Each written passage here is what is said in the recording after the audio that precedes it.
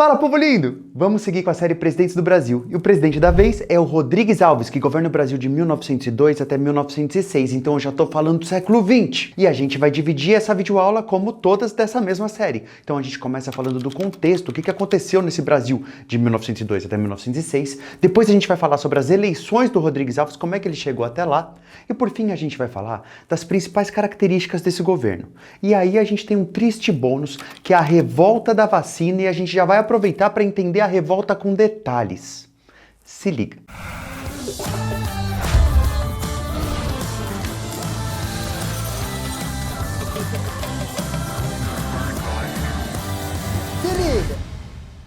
Começando pelo contexto, o Brasil de 1902 até 1906 já é um Brasil do século XX, mas não é um Brasil, não é um estado, não é um país que tem a força, a tecnologia, a civilização que gostaria de ter. Então o país, eu tô falando isso assim, os governantes queriam que o Estado brasileiro tivesse mais semelhanças com os estados europeus. A Europa, eu tô falando de mais de 120 anos atrás, tá? A Europa era vista como um modelo de civilização. Então as cidades brasileiras tinham que parecer mais com as cidades europeias. As pessoas brasileiras deveriam se parecer mais com as pessoas europeias. Polêmico, mas ainda bem que a gente está falando de algo que já passou faz muito tempo. Já vamos começar a falar um pouquinho do presidente Rodrigues Alves. O presidente, antes de ser presidente, ele já tinha sido governador do estado de São Paulo. Enquanto ele foi governador do estado de São Paulo, ele fez uma grande mudança. Ele substituiu a iluminação pública de lampião a gás para a luz elétrica. Então a imagem do Rodrigues Alves já era a imagem de alguém ligado nas tecnologias, de alguém moderno para a época. Falei que o contexto ia ser bem rápido, agora a gente já fala das eleições do Rodrigues Alves. O Rodrigues Alves consegue vencer suas eleições com 592.039 votos. Aí você fala, puxa, mais de 500 mil é bastante? Não, na época não era, porque menos de 5% da população brasileira tinha participado dessa eleição. Então, ainda que ele tivesse vencido as eleições da época, não só do Rodrigues Alves, não eram muito representativas. A maioria das pessoas ficavam distantes da política. Mas o Rodrigues Alves venceu e ele é o presidente da vez. Vai começar o governo do Rodrigues Alves. E é importante lembrar que já estava em funcionamento a política dos governadores. Eu não lembro que é a política dos governadores, então vamos assistir o vídeo anterior do presidente Campos Salles, porque lá a gente explica o que é a política dos governadores, fundamental para esse novo momento do Rodrigues Alves. E aí eu já peço também para você dar um like de confiança, porque nesse vídeo você tem as referências na descrição e você também pode confiar em tudo que a gente está falando, por mais que a gente tente trazer humor, sempre com lastro epistemológico. Então pode ter confiança nas referências todas. Começou o governo Rodrigues Alves, é agora, em 1902, só que no final do ano. 15 de novembro de 1902, era quando os presidentes começavam o seu governo, o seu mandato. Não dá muito tempo de fazer muita coisa, né? 45 dias, não dá. Então, no ano de 1902, a gente não tem muito o que dizer sobre o governo Rodrigues Alves, mas em 1903, aí a gente tem. Um principal tema, o desafio maior deste ano para o presidente era a questão do estado do Acre. Hoje nós chamamos essa região de estado do Acre, que pertence ao Brasil. Se eu te falar que naquela época não pertencia, não. Naquela época o Acre, o território do Acre, ele pertencia à Bolívia.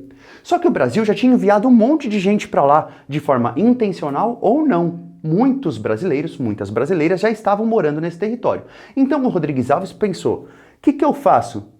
Nada, porque eu tenho um ministro das Relações Exteriores para fazer por mim. Ufa, né, presidente? E aí, então, o ministro das Relações Exteriores da época, conhecido como Barão de Rio Branco ou José Maria da Silva, como que você conhece ele? Nenhuma das duas formas? Tudo bem, você não é obrigado. E aí, então, esse ministro das Relações Exteriores que foi trocar essa ideia com os bolivianos para tentar comprar esse território. E conseguiram, mas não foi simples, foi muito delicado. Porque se a gente tivesse feito uma negociação um pouco errada, podia até desembocar num grande conflito. De todo esse acordo que foi feito entre Brasil e Bolívia, te recomendo que lembre do Tratado de Petrópolis, de 17 de novembro de 1903. É a partir dessa data que o Acre passou a ser brasileiro. Até aí tudo bem, o ano de 1903, então, teve como tema principal o território do Acre. Mas em 1904 surgiu uma outra demanda, muito importante também. O presidente tinha conseguido ganhar a eleição prometendo uma coisa, que ninguém tinha a ver com Acre, que era a reforma da cidade do Rio de Janeiro. Peraí. Um presidente de todo o Brasil, a proposta dele era reformar uma cidade? É, e na época a galera estava bem feliz com essa proposta, bem esperançosa com essa proposta, porque queriam que a capital do Brasil, que era o Rio de Janeiro, ficasse parecida com as cidades europeias. Então estava todo mundo apoiando o presidente, por isso que votaram nele. Começou o ano 1904. O presidente é o Rodrigues Alves e ele precisa reformar a cidade do Rio de Janeiro. Então a primeira coisa que ele tem que fazer é amizade com o prefeito, que era o Pereira Passos. Falei, Pereira Passos, chega aí, chega aí. Ó, eu vou chamar também um diretor do Serviço de Saúde Pública, Oswaldo Cruz. Ei, Oswaldo Cruz, cola na grade. Ó, vocês dois. Eu vou passar grana pra vocês assim, ó, quase que ilimitado. Toma dinheiro. Enquanto isso, vocês têm que reformar essa cidade, certo? Então pode derrubar tudo que é barraco ali na região central. Derruba os barracos. Ah, derruba os barracos. Não quero saber. O que as pessoas que moravam nesse barraco vão pra onde? Sei lá. Que subam os morros, que vão pras favelas. São pessoas pobres, pelo amor de Deus. A gente não tem que se preocupar com pessoa pobre. Na época, os governos nem tentavam disfarçar que eles viam a população não como uma fonte de força. Não, uma fonte de ameaça. A população precisava ser contida. Se preciso, prende. Se preciso... sabe, faz a pessoa não ficar mais nesse plano aqui nosso. Ou seja, na época as pessoas eram vistas como um problema.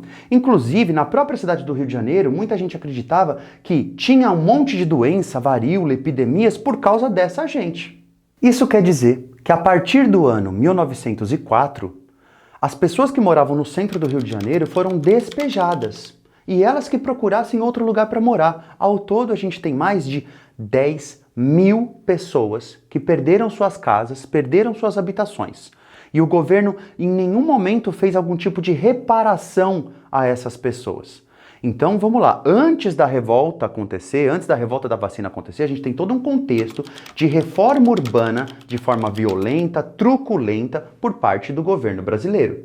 E carioca também, fluminense também. Então, a gente tem aquele momento de tensão. Junto a esse momento de tensão da reforma da cidade do Rio de Janeiro, é que acontece o início de uma campanha, que vai te parecer uma campanha legal.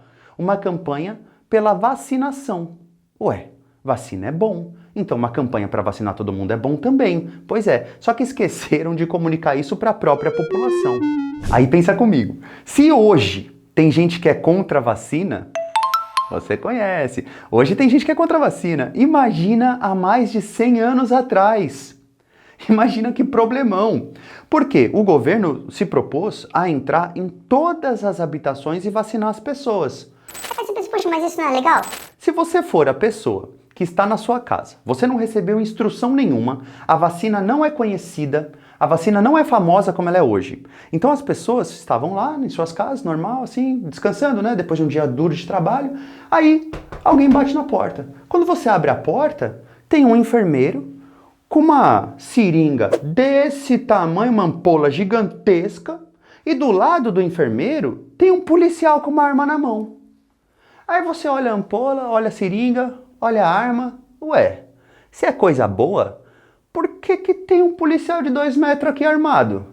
E outra, que líquido é esse que está aí dentro dessa seringa? Ninguém vai te falar, porque foi desse jeito, foi truculento o processo. Então, ainda que alguém até acreditasse na vacina, que vacina é essa que você veio na minha casa?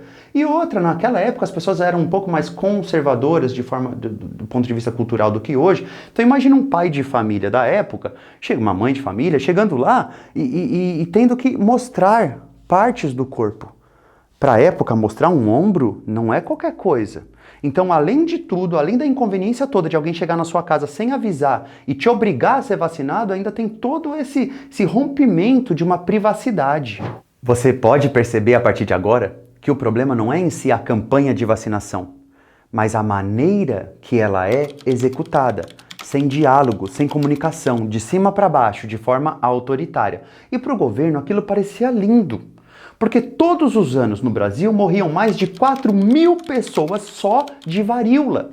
Então essa vacinação era contra a varíola especificamente. Só que o governo não teve a mínima sensibilidade de perceber que apenas algumas mensagens poderiam ter evitado muito do que está para chegar. Aí você vê, dia 9 de novembro de 1904, 9 de novembro, era uma quarta-feira, o governo, de forma ingênua, vai lá e publica para todo mundo. Ó, vai ter campanha de vacinação, entraremos na sua casa, hein? Ó, que legal, em qualquer horário, tá? E aí, no dia seguinte, dia 10 de novembro, população na rua. Tomba esse bondinho, fogo nele! E ali é uma delegacia? Invade a delegacia também, invadiram a delegacia e gritavam: morra a polícia, morra a polícia.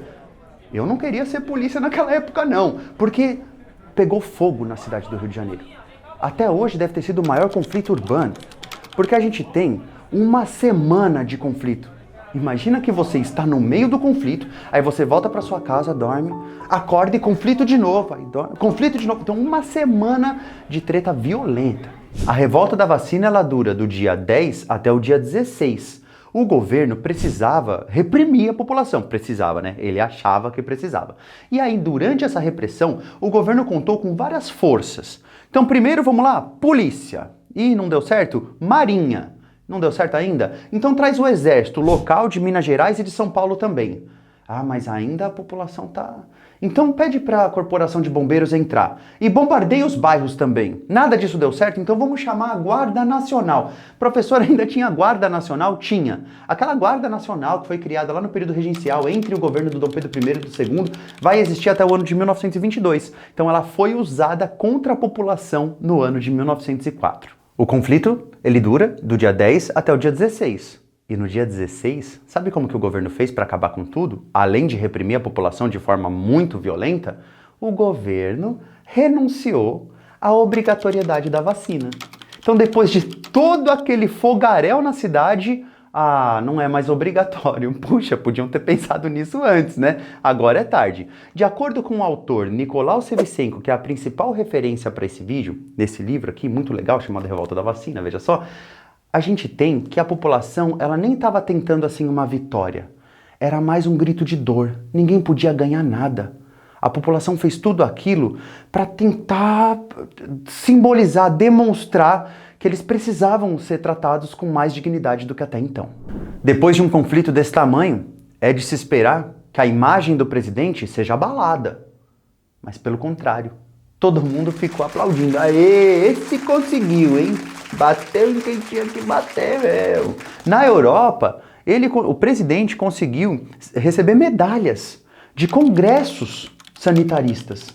Então o presidente não só teve uma imagem abalada, pelo contrário, ele foi premiado. A galera aplaudiu ele. Mas não é só poderoso que vale nossa lembrança, não. A gente tem que lembrar também das pessoas que lutaram nessa revolta toda e conseguiram o que queriam de algum modo, né? A obrigatoriedade acabou. Teve um exemplo muito interessante e diferente. Uma pessoa do Morro da Saúde conseguiu destaque como liderança da resistência. Era o Horácio José da Silva, conhecido como Prata Preta. Então veja, mesmo numa época em que o normal era registrar muito mais nomes de pessoas entendidas como importantes, esse Prata Preta conseguiu também marcar o seu lugar na história. Então, apesar de que a história não é neutra, ela é escrita muitas vezes pelos vencedores, existe todo um trabalho também de investigar, peraí, se alguém venceu, quem que essa pessoa supostamente venceu?